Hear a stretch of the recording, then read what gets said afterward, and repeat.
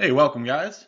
I wanted to do something based around figures for a while. So what we're gonna do on in this video is really that beginner figure painting. Now, I've talked about this in other videos.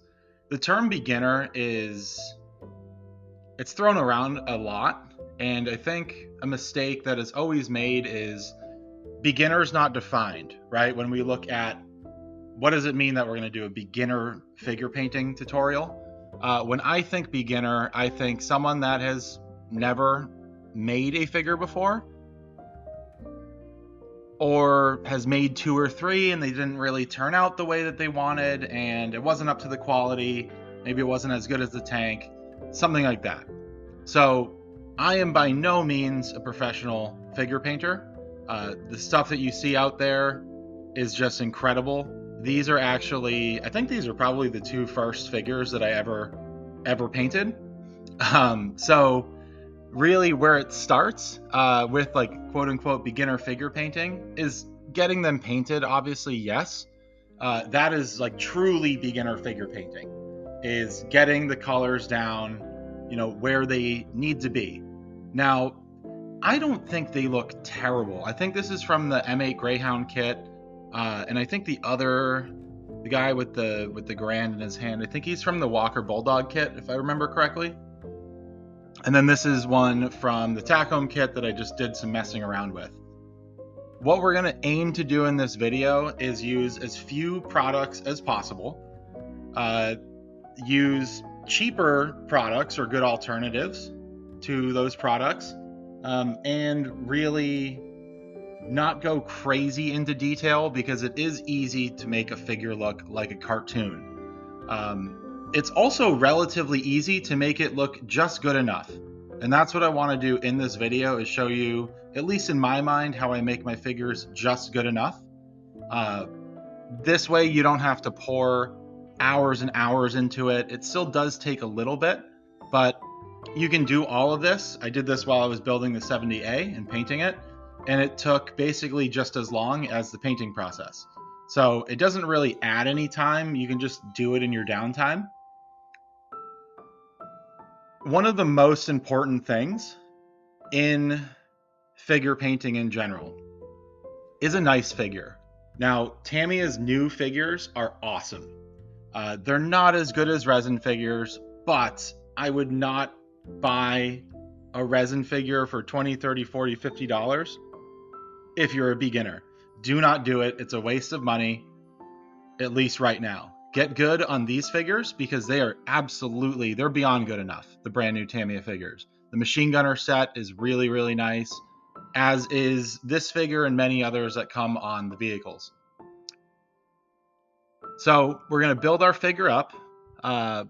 You see like the brim of the hat was separate, right? The folds in the shirt. That is all stuff that is going to help us honestly do less work, and it's going to make everything look better in the end. Now, I built up every single part of him. Generally, I leave off tools, I leave off tracks and things like that to paint them separately on a model. On a figure, I have had really, really terrible luck in like that pistol holster, leaving that off, painting it separate and gluing it on for whatever reason. And I know part of it is that the glue is not going to bond to the paint very well, but you're going to end up knocking all these things off. So my advice is glue it all together, even if it's going to be difficult later. Next step, what we're going to do, and this seems kind of aggressive, and it is a little bit aggressive. We're taking some super glue, and we're creating a painting jig. This is going to allow us to hold the figure, rotate the figure, without putting thumbprints on it and without having to paint in stages. So all I use is that Gorilla Glue. I don't even think it's technically super glue, but we're going to get him attached to that screw in about 10 seconds. He's attached, and I give him like a minute or two, to set up. And as you can see, now we can hold him and we can rotate him and paint him. This is super important. It's a really basic step, but it's going to make everything easier with your life if you're painting figures. And this can be used for stowage and other things too. You will get a little bit of glue residue on his lower half when you pull him off that screw. You can sand it and touch up the bottom if you want, but he's getting glued inside of the fighting compartment, so not too much to worry about. Next step, and I kind of consider this like cheating a little bit, right? I'm using this AK black paint marker, simply just to show that you don't need an airbrush. So paint the figure black is step 1 in the painting process. Step 2, I used the last of a Tamiya spray primer can that I have. The objective here is to really hold it so you're looking at him vertically, top down, and spray like that to create that natural, like if the spotlight was right above him, where it catches the light, you want to kind of turn those areas that whitish gray color. It's okay, obviously, if the whitish gray sets in other places. You just want to go light because you want that natural shadow effect to get a little bit of that pre-shading in. Now, I showed you I have the Vallejo thinner. We're not going to use that. You certainly could, but I wanted to, again, show that it can be done without some of these extra products. This is, yes, it says airbrush cleaner on it. That's just water that we're adding in there. And as you can see, we're going to do about a 60-40 split.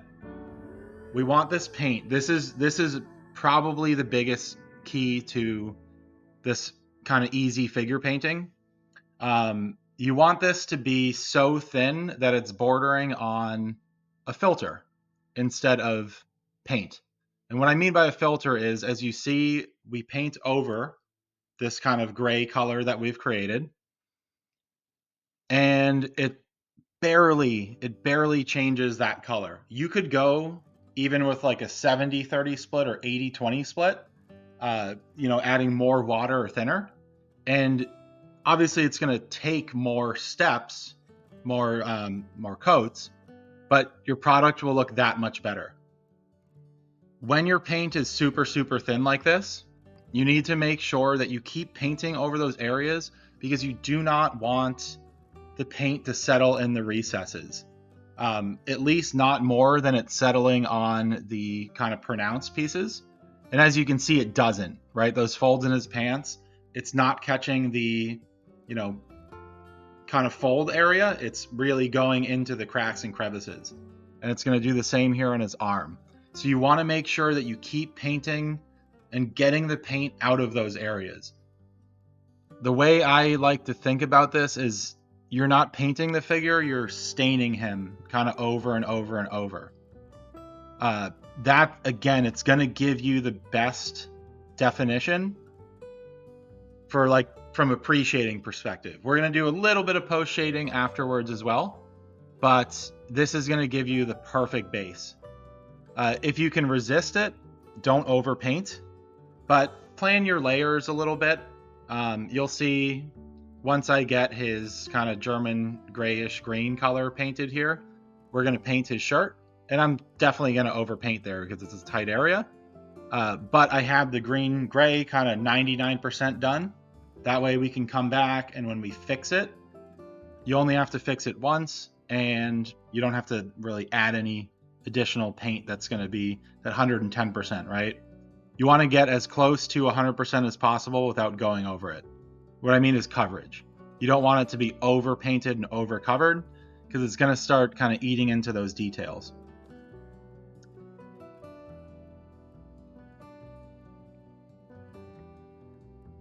Some of the colors, like the blacks and things, even really light, after like 3 coats, it's basically enough.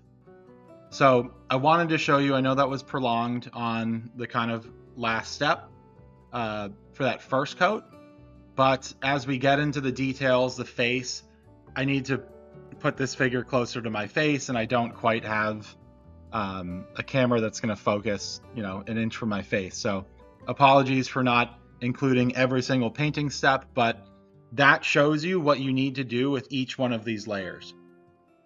You don't want to get impatient. You want to keep it so thin. As you can see, I probably went 80-20 there. with water to that flesh color, that's fine. You're better being over thin than, having the paint not thin enough. And there's just another example of kind of where we're at. So keep letting the paint dry. Obviously, I have his jacket just about done. You can see a little bit of gray still poking through. And we're getting the face. This is after maybe 5 or 6 layers here. We're getting the face just so we can't see any of that gray anymore. If you can see just ever so slightly one little touch of gray, it could be fine. It could be fine to leave it like that because of what we're going to do next. It's okay to have some different tones. You just don't want it to be gray, right? Next up, this was, I couldn't find exactly what we're going to use for like the gray that it called. I had a Tamiya paint that would work for this, but I really would emphasize using acrylic paints. Tamiya paints don't brush that well. These Ammo by MIG paints, they brush very well. And so his gloves are going to be a little bit blue-gray. That's fine. I'm actually really happy with the way it turned out. I don't know if it's realistic or not, but it gives a little bit of contrast and things to the figure themselves. So be super, super careful here. Part of the reason why we painted this figure black at first is it's hard to see here, but under his pointer finger that's holding his headphones is all black, right? We're actually not even going to get any paint on that part at all. Maybe a little bit of paint, flows in there, but not really. And what that's going to do is it's going to leave it completely shadowed, just like we would on a tank. This is really no different. It's just obviously much smaller and a little bit more delicate. But the black actually went on, even being super thin, it was only like 2 layers. And what I would say on the belt is go skinny at first. Don't go out to the edges. It's always easier to keep working out than it is to fixing the overpainting correction. So just, you have to be super, super patient here and go very slow. Next up, just like we would with a tank, we're going to spray him in, this is Tamiya's clear coat, their gloss coat, TS13. There are no, small insignia decals or anything that go on this particular figure. So this is a little bit less important at this point. You probably could use any clear coat, but it's just habit. If you did have insignia, things like that, definitely gloss coat it so you don't get the silvering after. Next step, this is like officially we're beginning the weathering stage. So we're going to use really like 2 products. We'll call it 2.5. You'll see why. The first being Tamiya's, this is like their panel liner, but it's flesh color. So this is going to work just like any other wash, but you don't want to go too heavy. Depending on what flesh tone you use, it does stand out a lot. Our objective here is just to knock it into the recessed areas. You could paint eyes, you could do a lot of like detailing and stuff, but again, not the point of this video. The point is to say, in as few products and steps as possible, how do you get a good enough figure? This is now a dry brush that I'm using. As in, there's no thinner on it, there's no water, no paint, nothing. And we're just going to keep pulling that wash out of the recessed areas, because if you're using it, you'll see it really clumps up. And that's okay. But by using that dry brush, there's plenty of thinner on the figure already just from putting it down. We're doing this almost right away. We're not letting anything dry. Just keep working that wash around into those recessed areas. You don't want it clumped up in the corner of his eye, right? You want it in that circle where his eye is. You want it all in that circle in an even, nice, light layer. So just keep working at it. Again, go slow. We don't want to use too much of this product here, or it's going to look like he went to a tanning booth and had a really bad time. So just keep spreading it, working it around, keep your brush dry. And the face will turn out, again, just good enough. It's probably the hardest part of the figure to get right. next step, and that's why we're going to keep it simple. But next step, we're just going to use a black wash. Now, you could use a different wash color. I'm just going with black because of the kind of gray, greenish color of his coat and everything here. Now, I would use, like, what I'm using right now is that really thin brush, because you don't want to overload the figure with thinner. If you look at back at the beginning, I showed that figure that was like very, very dark. I overloaded him with black wash. And we're gonna have a really kind of delicate cleaning up process here with this Q-tip. So we want as little thinner as possible to be on this figure, or sorry, as little wash as possible, while also having as much wash as possible that it's going to fill up these kind of cracks and crevices. Next up, we're really just going to scrub him with this Q-tip. We don't want to dig into the areas that are recessed, but we also don't want, like a thick black pool of wash in those areas. We just want it to give a nice patina, like a nice like stained effect to those recessed areas, and basically scrub it off all of the high points.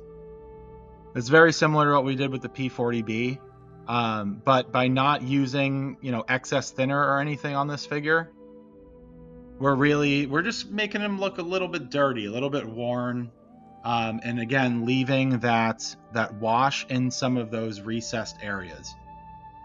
It's going to give him depth, right? It's going to give that good shading effect and everything that we want from this figure. Next up, we are going to do a little dry brushing. Now, you can get creative with different colors. I'm literally just taking the color of his coat, that German gray, and a little bit of beige. I think it was beige, or it was khaki. Just thinking in my head, if I had a dark, that army green coat and it started to like fray, it would probably be that yellowish color, right? So just think about kind of what tones would be under that top coat. And we're going to dry brush all over his coat. Now, if you haven't dry brushed before, less is more. Like anything else, do it in really small stages. This is Ammo by MiG or AK Interactive, I forget. It's their dry brush line of brushes. You could do this with any brush. The most important thing is get it nice and soaked in paint, and then get all that paint off onto a paper towel. And then just very, very lightly, you do not want to press when you dry brush, because the paint on the outside of the brush, there is no paint really. It's all dried, and yes, it's stained the bristles, but it's not really there. It's on the inside bristles, the inside portions, right? So the more you press, the more paint will come out. You want as little paint to come out here as possible. And what we're going to do is we're going to blend that wash into the color of his jacket, and we're going to highlight like those folds in his sleeve there, the lapel on his jacket. That's what we really want to go for, is highlighting all of those raised areas and just creating really that like third tone, right? We have the tone of his jacket, we have the tone of the wash and the recessed areas, and now we're going to have that dry brushed lighter tone on the folds and things. And it's going to bring so much detail out. Next up, I'm going to dry brush his binoculars. It says to paint them black. Metal dry brushed over black always looks really, really good. So I did the same to his hat, just really, really light. Don't go too crazy, because we don't want his hat and the headphones to have a metallic effect, but it does help bring out a lot of that detail and just make the edges look less black and kind of boring, right? So this is our finished product. Now we're going to coat him in a TS80 clear coat, but that's it. Not too many steps here. If you enjoyed this video, found it helpful, I'd please ask you to like and subscribe. But use acrylic paints. They are much, much, much easier to work with, and they don't smell. So we can be a little bit less loopy after we use them. Right? This is very few steps, but again, the point is you're going to get a figure that, at least for me, this is good enough. I don't need to spend, weeks painting a figure. I want to do it kind of in the downtime of building, whatever model tank I'm building or plane. But again, he's good enough. He adds some detail and some scale to the tank, which is important. So again, I hope you guys enjoyed this, found it helpful. I'll leave you for a couple seconds with the finished figure here, and we'll look to do, more of these with some different colored figures and things like that. But we'll see you on the next video. Thanks for watching.